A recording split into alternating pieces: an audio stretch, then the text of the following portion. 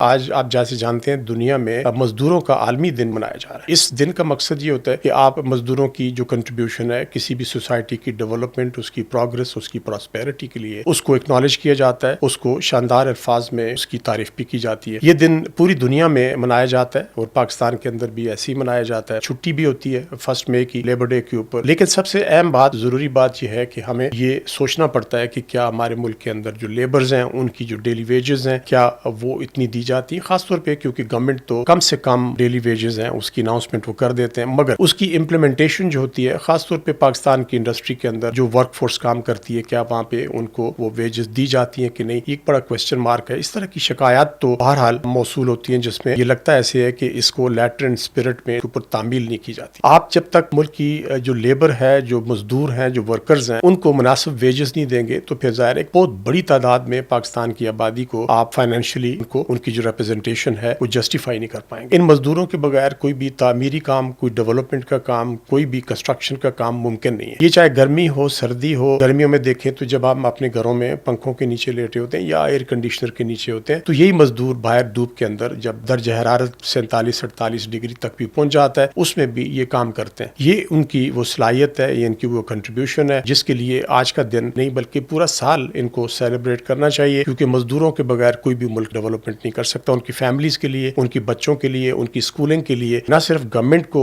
تحفظات ان کو دینا چاہیے بلکہ جو ویل ٹو ڈو لوگ ہیں، خاص طور پہ جو انڈسٹری کو اون کرتے ہیں، ان کے اوپر بھاری ذمہ داری ہے کہ وہ اپنی پروفٹ میکسیمائزیشن کے بجائے وہ کوشش ضرور کریں کہ ان کے جو لیبررز ہیں، جو کام کرنے والے مزدور ہیں، ان کے فیکٹریز کے اندر، کارخانوں کے اندر یا کھیتوں کے اندر جو خاص طور پہ ایگریکلچر شعبے کے ساتھ منسلک ہیں، ان کی ویجز کو انشور کرنا چاہیے کہ ان تک وہ ویجز جو کہ حکومت پاکستان اناؤنس کرتی ہے، یہ بہت ہی کم ہے۔ اگر 30-35 ہزار، اس سے کسی گھر کا چلانا ناممکنات میں سے ہے، خاص طور پہ آج کل کے ماحول میں جب انفلیشن بلند ترین سطح پہ، مہنگائی اوپر جا رہی ہے، تیل کی قیمتیں بھی اوپر جا رہی ہیں، گاڑیوں کے کرائے بھی، کیونکہ مزدور ظاہر ٹریول بھی کرتے ہیں۔